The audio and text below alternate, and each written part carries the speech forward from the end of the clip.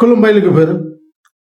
आंनि खाथि खालायाव एक्चुअली कन्स्ट्राक्शननि खामानि सलायबाय दङ बेनि थाखाय माबाफोर आवाजफोर फैबाथाय निमाहा होबानो जाबाय आरो एक्चुअली आङो दिनै भिडिअ बानायनो गोनांबो नङामोन नाथाय फ्रि टाइम मोननायखाय आं सानबाय मोनसे भिडिअ नोंथांमोननि थाखाय लाबोनो होननानै सनम वांचुक जायखौ जोंनि दुनियायाव मिथियै रावबो गैया सासे ग्रेट साइन्टिस्ट लाद्दाखनि बिथाङा आरो बिथाङा जोंनि हादरनि थाखाय जा जा मावदों बिखौ जोबोद साबायखर बिथांखौ आरो गोबां एवार्ड गोबां आउट काउन्ट्रिनिफ्राय बिथाङा मोनबोदों जोंनि भारत हादरनि जानानै आरो गोबां बिथाङा गावसोरनि जि रायजो बै रायजोनि थाखायबो गोबां खामानि मावदों आर्मिफोरनि थाखाय बिथाङा सलार केम्प बानायना होदो जाय सलारा सानाव पावारफोरखौ हमथानानै हराव बै सलारनि पावारजोंनो बै केम्पआ गुदुं जानानै थायो जायफोरा बरफआव जायफोरा आर्मिया डिउटि गेले बिथांमोना थानो थाखाय जोबोद मोजां मोनसे केम्प बेफोरबायदि खामानिफोरखौ बिथाङा मावदों आरो बिथांमोना गोबां समनिफ्रायनो जेरै 2016-17 निफ्रायनो बिथांमोना गावसोरनि जि लाद्दाखखौ 6 शिड्युल जोंनि बिटिएडि बायदि बिथांमोना बिबायदोंमोन आरो बे बिबाय थानायाव थांनाय इलेक्शनाव अमित शाहया बुंदोंमोन जे जोंखौ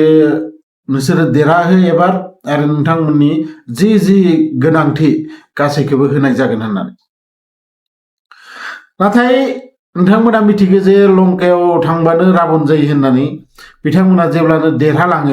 देरहालांनायनि उनाव बै सनम वांचुकखौनो जाथो बा बिथांमोननि जि रायजोनि जायफोरखौ बिथांमोना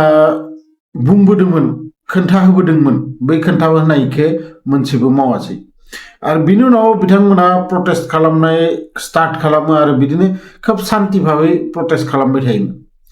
नाथाय थांनाय सेप्तेम्बराव मोनसे जाथाय जालाङो जाय जाथायाव सासे लाद्दाखनिनो आर्मि आरो पुलिसनि आखायाव गावथार जायो आरो बै गावथार जानायनि उनाव बेयाव एसे दावराव दावसि जायो भायलेन्स जायो आरो बै भायलेन्स जानायाव बै सनम वांचुकखौ एनएसए लगायना होयो आरो एनएसएआ मा नोंथांमोननो दस्रानावनो आं खोन्थागासिनो दोङो बै एनएसएनि थ्रुयै बेखौ ग्रेप्टार खालामनाय जायो आरो डाइरेक्ट लाद्दाखनिफ्राय राजस्थान लाना थांनानै बेयाव जयपुर ना जधपुराव जेलाव सोना दोनो आरो दाख्लै थांनाय 14 मार्च खालि बिथांखौ हेगारना हरनाय जायो आरो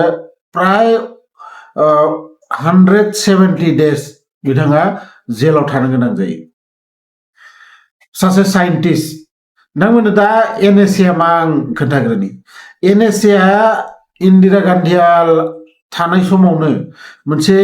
बानायनाय आयेन जाय आयेननि थ्रुयै आतंकबादिफोरखौ टेररिस्टफोरखौ बा बिराद गेदेर क्राइम मावनाय सोरबा जोंनि हादोरनि इनफरमेशनफोरखौ गुबुन हादराव होबाय दोङो बैसोरखौ होबथानो थाखाय बे एनएसए आयेनखौ लाबोनाय जादोंमोन नाथाय दा बायदि सरकाराव एनएसएखौ ओरैबायदि बेबहार खालामबाय दोङो जे सोरबा बाराद्राय सरकारनि बेरेखायै बुंदोबानो बेखौ एनएसए लगाय आरो एनएसए लगायनाय लोगो लोगो मा जायो नोंथाङा जेबो बेल मोना नोंथांखौ एरेस्ट खालामनो थाखाय जेबो वारेन्ट नाङा नोंथाङा खुनु बिना दसावबो नोंथांखौ सोना दोननो हागोन जेलाव बोसोरसेहालागै नाथाय बै सनम वांचुकनि वाइफआ बिसिया बिथाङा कर्टआव पिटिसन होयोमोन आरो साननैसो उनावनो बै कर्टआ बिनि केसखौ सलायनो गोनांमोन आरो सरकारा ओरैबायदि सैतान जे सरकारा मिथिखागौ जे सरकारनि सायाव हाइकर्टआनो जाथोबा सुप्रिम कर्टआ बेनि एन्सारखौ सोंगौमोन जे बे सासे साइन्टिस्टखौ बा बेखौ माबोरै नोंसोरो जेलाव सोना दोनखो आरो बै सोंगोनखौ गिनानै दिनै बै केसा सलायनाय सिगांनो बै सनम वांचुकखौ हगारना हरनाय जादों रायजोफोर नोंथांमोना गासैबो मिथिगौ दिनैनि दिनाव सरकारा ओरैबायदि जालांदो जे गोबां क्राइम मावनाय एमएलए मिनिस्टारफोरानो बै सरकारजों दोङो नाथाय बिसोरनि सायाव बे सरकारा जेबो खालामा गोबां रेपिस्टफोर बाहेराव उदाङै बेरायगासिनो दोङो बिसोरखौ सरकारा जेबो खालामनो हायाखै नाथाय सासे साइन्टिस्ट जाय जोंनि हादोरनि थाखाय इमान मावदों